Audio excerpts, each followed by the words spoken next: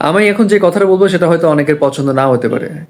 দেখেন, আমি রিসেন্ট টাইমে বেশ কিছু social media post, comments, even আমার পোস্টের নিচেও অনেক কমেন্টস, সব কিছু মিলে অনেক কিছু মিলে অবজার্ভ করলাম যে জিনিসটা সেটা হচ্ছে আমাদের প্রত্যেকের ভিতরে না হাসিনা আছে। আছে রে ভাই, আগে জাজ করিয়েন না, আমি কথাটা বলি। 16 বছরে যেরকম স্বেচ্ছাচারিতা স্বৈরাচারিতার একটা বেষ্টনীতে আমরা আবদ্ধ ছিলাম, দম বন্ধ করা, সেখান থেকে তো আমরা মুক্তি পাইছি। আমাদের ধারণা যে আমরা স্বেচ্ছাচারিতায় জিনিসটা একদম উঠাই দিছি, স্বৈরাচারের যে বিষয়টা সেটা আঙুলে একদম উকড়াই দিছি, কারণ শেখ হাসিনাকে আমরা পদত্যাগ করতে বাধ্য করছি, which is a great achievement. But আসলে কি স্বেচ্ছাচারিতা বা স্বৈরাচারিতার যে বিষয়টা সেটা আমরা তুলে ফেলতে পারছি? পারি নাই। আর এটা তোলা সম্ভব না যতদিন না পর্যন্ত আমরা দুইটা জিনিস না চেঞ্জ করবো। সেই দুটা জিনিস কি?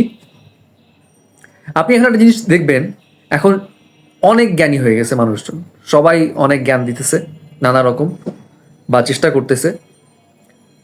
তো সব জ্ঞান যে সঠিক হবে এমন তো না, আর সব জ্ঞান যে সবাই নিবে এটাও তো না। কিন্তু এখানে একটা জিনিস দেখবেন, শেখ হাসিনা কি করতো, তার একটা অন্যতম যে জিনিসটা নিয়ে সবাই খুব মানে একটা ক্ষোভের মধ্যে ছিল, সেটা হচ্ছে মতের অমিল হলেই শেষ। আমাদের ভিতরে দেখেন তো, ঠান্ডা মাথায় চিন্তা করেন তো, মতের অমিল হইলে আমরা ছাইরা দিই জিনিসটা, মানি মানি না তো। আপনি রিসেন্ট টাইমে দেখেন অনেক ঘটনা, পোস্ট দেখেন, কমেন্টস দেখেন, আমরা সবাই বলি সাদাকে সাদা বলতে, কালোকে কালো বলতে, সবাই চাই এটা বলতে। বাট আমার সাদা আমার মতো সাদা হইতে হবে, আমার কালো আমার মতো কালো হইতে হবে, ঠিক আছে? তুমি সাদারে সাদা বলবা, কিন্তু ওই সাদা যদি কালো হয়, আমি যদি ভাবি কালো ওটা সাদা, বাট আমার যদি মনে হয় ওটা কালো, ওটা কালোই বলতে হবে। তুমি কেন সাদা বললা?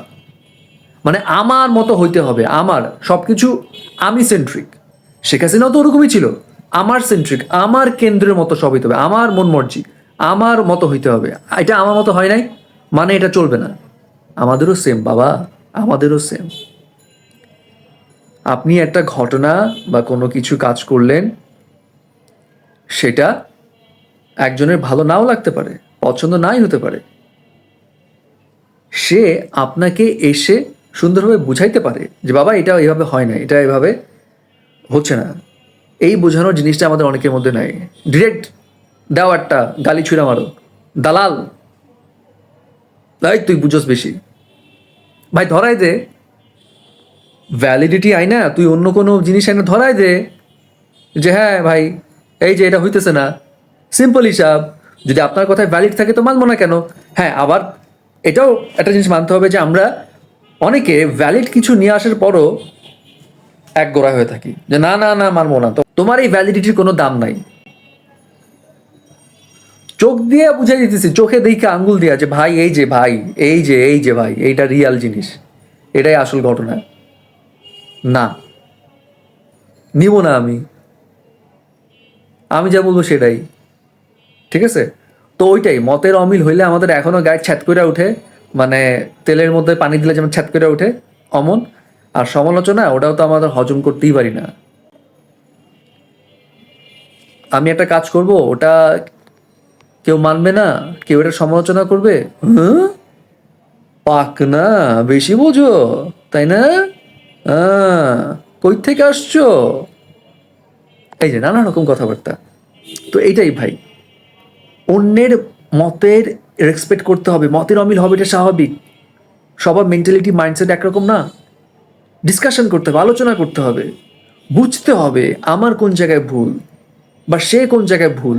সে সঠিক হলে আমি কি ভুল করতেছি, তার ওই জিনিসটা আমি অ্যাডাপ্ট করি, নেই জিনিসটা, তার কথাটা আমি রেসপেক্টফুলি শুনি, তারপরে বিবেচনা করি। সমালোচনা কেউ করলে সেটাও পুনর্বিবেচনা করা উচিত, সে অনুযায়ী কাজ করা উচিত, নিজের ভুলটা ধারণ করে সেটাকে শুধরানো উচিত। যদি আমরা মনে করি যে আমরা সবাই পণ্ডিত, ভুল করতেই পারি না, কেউ আমাদের ভুল ধরায় দিতেই পারবে না, তাহলে তো ভাই সবাই ভুল পথে যাব। যেটা চাইতেছি সংস্কার প্রপার ওয়েতে, সেটা তো হবে না সবাই ভুল পথে গেলে, সবাই পণ্ডিত হইলে, ঠিক আছে না? তো এটাই বাবা, যদি আমাদের এই দুটো জিনিসের মধ্যে কাজ না করা হয়, যে মতের অমিল হইলে এটা রেসপেক্ট করো, আর সমালোচনা করলে সেটাও হজম করো, রেসপেক্ট করো, বুঝো, যদি এই দুইটা কাজ আমরা না করি, তাহলে শেখ হাসিনা তো নাই, তার চেহারা বা তার ফিগারে না, বাট অন্য কোনো রূপে অন্য কোনো মানুষ হয়তো আবার এই স্বেচ্ছাচারিতা, এই মতের অমিল হলে 12টা বাজানো, এটা নিয়ে হাজির হইতেই পারে। অস্বাভাবিক কিছু না, হইতেই পারে।